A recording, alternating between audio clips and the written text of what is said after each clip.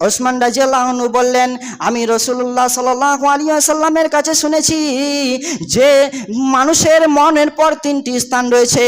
এক নম্বর হচ্ছে কবর, দুই নম্বর হচ্ছে হাসরের ময়দান এবং তিন নম্বর হচ্ছে জান্নাত জাহান্নাম। নবী করিম সাল্লাল্লাহু আলাইহি ওয়াসাল্লাম বলেছেন, যে ব্যক্তি এই কবর থেকে পরিত্রাণ পেয়ে যাবে, যে ব্যক্তি এই কবরের শাস্তি থেকে পরিত্রাণ পেয়ে যাবে, সেই ব্যক্তির জন্য পরবর্তী স্থানগুলো, পরবর্তী ধাপগুলো সহজ হয়ে যাবে। আর যে ব্যক্তি কবরের আযাব থেকে পরিত্রাণ পাবে না, যে ব্যক্তি কবরের আযাবকে পার করে যেতে পারবে না, সেই ব্যক্তির জন্য পরবর্তী স্থানগুলো, পরবর্তী ধাপগুলো কঠিন হয়ে যাবে।